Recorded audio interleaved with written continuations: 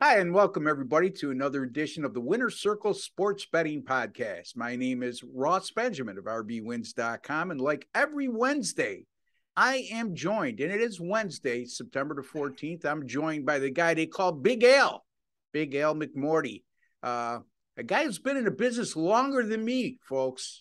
So I feel young. Anyway, Al, without further ado, how are you, my friend? I'm doing well. I feel young too. You look good. You look good, buddy. So hey, we could look a lot worse for our age. That's Any, right. anyway, El, we touched upon this. We're going to have a couple college football free picks for you on Saturday. But before we get to those free picks, I wanted to pick Al's brain a little bit because I know a lot of you who have been watching the Winner's Circle podcast over the years I have mentioned the fact that I use my 4D handicapping software, which is unique. There's only about 15 of us or so in the country that are in possession, and me and Al are two of those guys. And Al really, he does a lot more technical handicapping than I do. I incorporate other things, but he's got it down to a science. And Al, tell the folks a little bit, because I know there's a lot of novice bettors out there, and there's a lot of new people that haven't heard you before. And I really haven't got into detail about what the phrase technical handicapping consumes. So shed some light on that for the viewers, please. Oh, sure, Ross. Well, there's different ways people can skin the cat, so to speak, and try to handicap sports. You can, for example, try to look at the players, and you can try to figure out, will the defense be able to get to the quarterback? Will he have enough time to pick apart his own defense? You can look at player by player matchups. That's known as fundamental handicapping. And it, basically just breaks down the players for each team. Then there's statistical handicapping. And with that, you're going to be looking at, in football, for example, things like yards per point. And you're going to be breaking down various, key statistics that you might value. And then likewise, technical handicapping, what I do is really called situational handicapping. And I'm looking at various situations, things like, and it could be anything your mind might think of, things like how does a Super Bowl defending champion do off a loss? Or how does a team do off a blowout win? How does a home team do after scoring, 40 or more points? And any kind of situation you can think of, we can use our database to find the answer. And, it's interesting because a lot of times you hear people on TV, the talking heads, and they'll say things that just aren't true because they don't have the database that Ross and I have. And we can actually go look up how things happen. And the people on TV will often say things that, couldn't be further from the truth. Yeah, I remember us sitting down in a restaurant in Florida about Yeah, we got a 15 burger, years I ago, remember. 18 years ago. Yeah. And the one thing you said to me stuck in my mind. And, that's the thing with guys who are successful in this business. They listen to each other and they absorb information. I might not agree with everything that Al says, and vice versa, but we at least respectfully hear it out and absorb it. And sometimes you pick up little tidbits from each other. And one thing he said to me a long time ago, I can care less who's on both sides of the ball. And I stopped to think about that for a second. And I said, yeah, if you want to bet fantasy, you care who's on both sides of the ball. Otherwise, if we know who's on both sides of the ball, we know the injuries, we know the weather conditions, you can bet your sweet bippy that the odds makers do too. So don't ever think that you might be privy to more information than the odds makers already have. And there'll be a lot of shysters out there, which Yale could attest to over the years, that will tell people they know more information than the odds make. It doesn't exist, folks. Please. Well, it's not as if, to put a finer point on it, it's not that I don't care which players on the team. It's just that I understand that the value of those players is already baked into the point spread. So I'm looking at other things that may or may not be baked into the point spread. Exactly right. And that really was my point. But the lawyer in you comes to fruition here to explain that a little more clearly than I can. Al, the one big thing I remember when I got this database back in 2007 is, to get into this business, you have to have a passion for sports betting, or you're not going to be successful. And that doesn't even assure you of success either. You have to win. and you have to be consistent, and you have to post daily. And, for guys like us, we've been around for a long time. Longevity speaks volumes as well. But getting back to what I was trying to say is the hardest thing for me to overcome was how addictive it was. I was finding myself taking 45 minutes to try to get that perfect angle. And when you're working on your own, like we do, time management's a big key. Like El just told me, he worked all night, and I'm sure a lot of it I had to do what he's trying to get his games up for the weekend and for, maybe the Thursday and Friday night games. But El, what's your take on that? Did you find yourself in the early stages having that syndrome? Well, yeah, I think looking back, no doubt, and I still am, I guess wed to the database where I'm constantly doing research. I mean, I was just looking at how many systems I have right now, for each of the different leagues, and for NFL and college football, I have, I think, about 1,300 for college football, about 1,150 for the NFL, similar numbers for NBA and for NCAA basketball.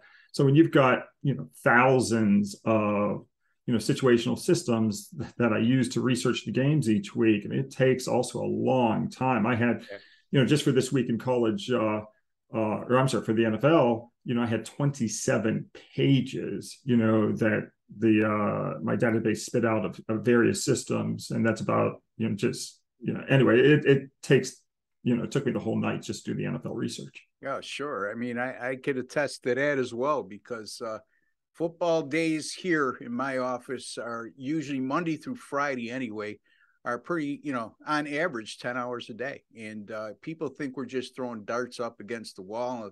No, we take our work very seriously, and we're prideful in what we put out. And then when college basketball starts, it gets to 18 to 20 hours a day, just working. And, people don't understand why college basketball is so hard. It's what I'd like to tell people is there are more games over a 4-day period in college basketball than there are in the entire NFL season. So, well, I mean, the NFL, you have 32 teams. College football, you have 121 playing at the Division I level. College basketball, somewhere around 350 in that area. 353, maybe 357. I don't know. They keep adding. So, sometimes. I mean, that in itself. Now, the opposite side of that equation is on a college basketball Saturday, when there's an enormous card, you give guys like us 70 games on the card, we have a better chance of seeing some betting value and coming up with a great system.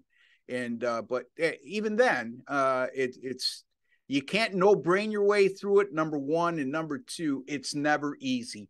And you can't get discouraged. You're going to have some losing streaks as well. But if you stick with guys like us throughout the season, and you're in it for the long haul, and you stay patient, you'll make money. You could find Al at BigAl.com. It doesn't get any easier than that, folks. BigAl.com. Al's been doing it for a long time, and I kid about our age and stuff, but you know what?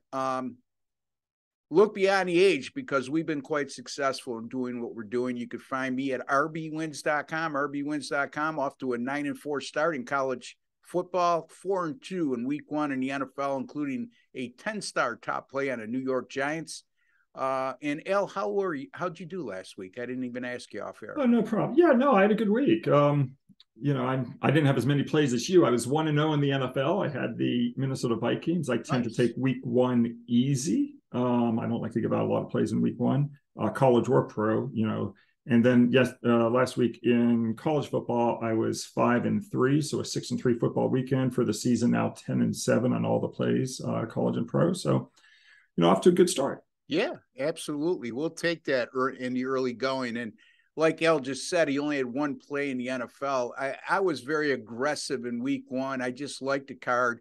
But a lot has to do, and correct me if I'm wrong, when you get into week 1 of college football and week 1 of the NFL, when we're looking at our database, there's not a lot to go on. I have to build sets. I don't know if you've gotten into building the sets, but I'll build sets that might be, teams with a losing record back-to-back years, or teams with a winning record back-to-back years, and I'll take a look at how these teams do in certain situations. And we didn't have any this season. Usually we have some, but playoff revenge situations from the previous year. You can find some interesting stuff in week one, but it's not a lot of stuff. I mean, I'm already looking at the NFL for this week, and I'm going to have somewhere between 8 and 10 plays. Yeah. So it's a completely different week two.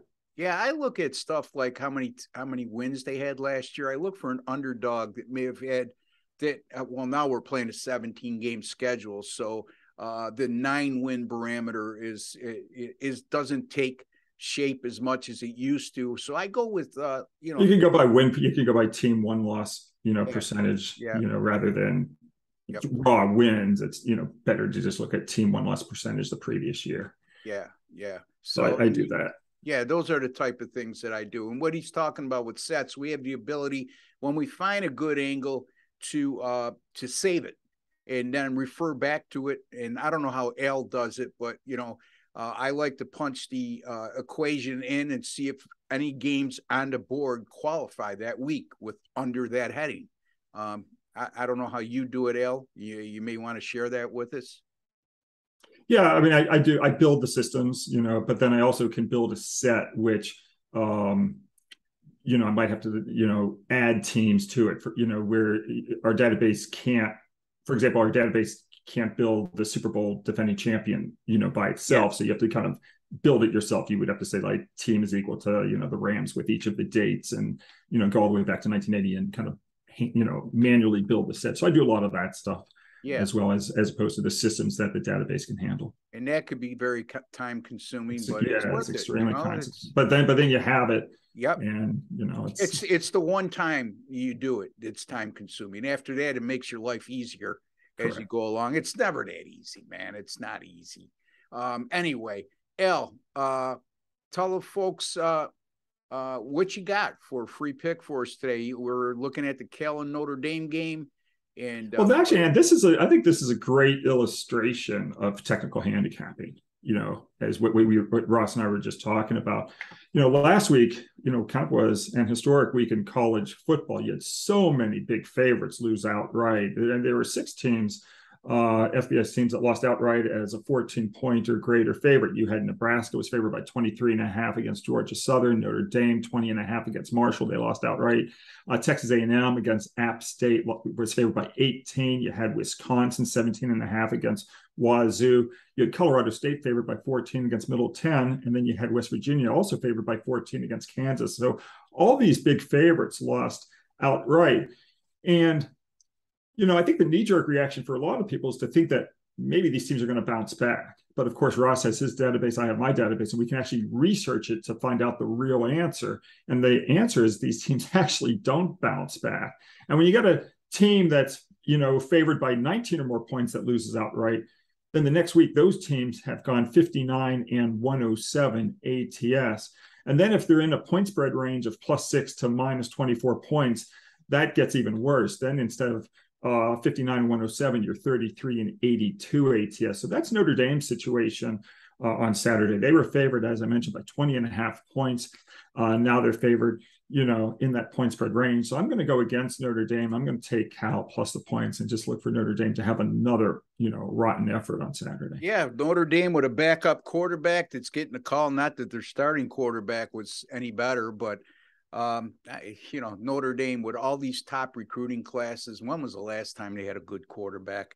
Obviously, Notre Dame at this point looks like a fraud. We'll see. But Al says, no, they are a fraud. And we'll see. But in this particular situation, he likes the Cal Bears plus the 11 at Notre Dame on Saturday. That game goes at 2:30 p.m. Eastern time on NBC. Yeah, you would think teams coming off an upset loss of that magnitude, double-digit favorites of 14 or greater, I think you named off a bunch, would bounce back in the following week. I thought the same thing, and then I discovered a college football angle. You might want to put it in your memory bank, Al, if you don't have it already.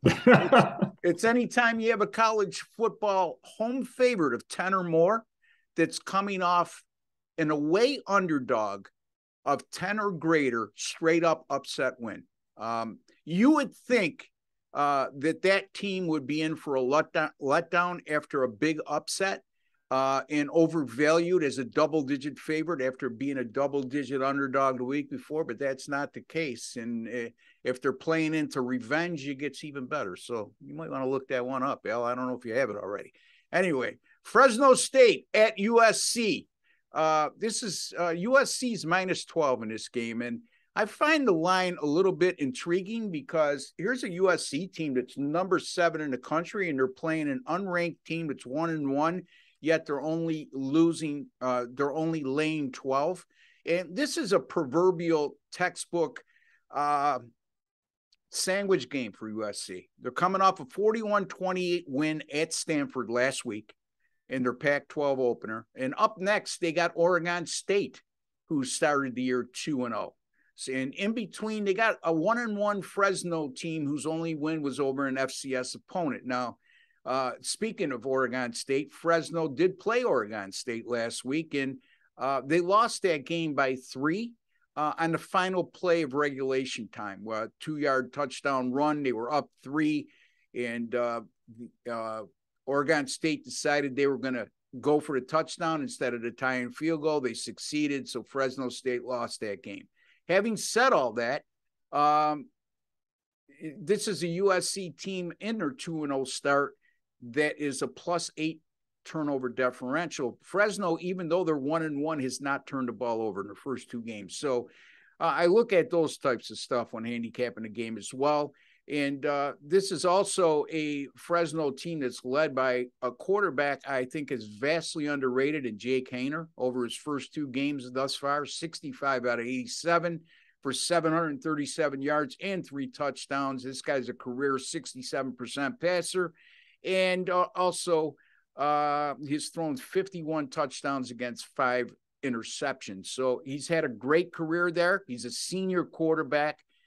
He's been up against Power 5 teams like he was last week, and he's fared awfully well in those situations. That's the type of situation when I put a little bit of value in a quarterback, in a player, and say, you know what, stealing an old boxing adage, you have a puncher's chance with a guy like that because it leaves yourself open for a backdoor cover on a double-digit underdog. So I'm going to go with Fresno State here, Al, plus the 12 over USC.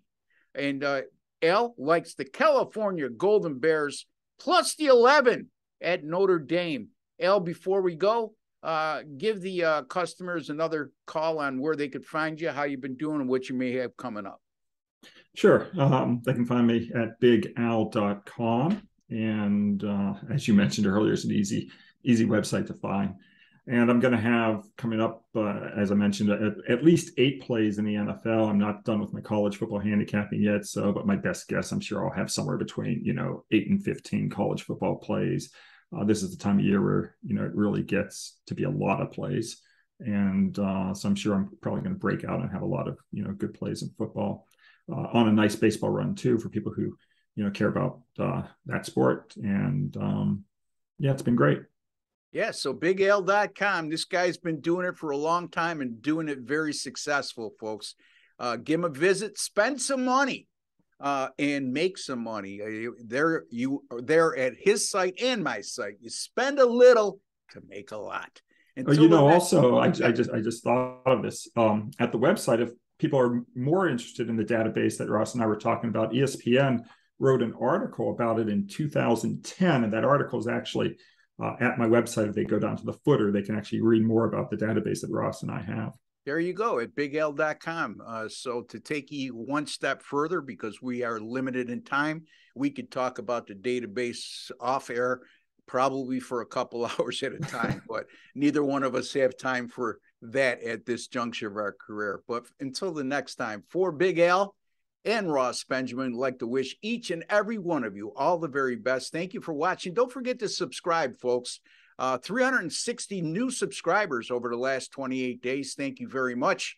We're getting close to 8,100 subscribers, but it costs you absolutely nothing to subscribe. And then you hit that notification bell And when guys like me and Al are on this channel, you get notified right away. It doesn't get any better than that. Anyway, until the next time, good luck and God bless, folks.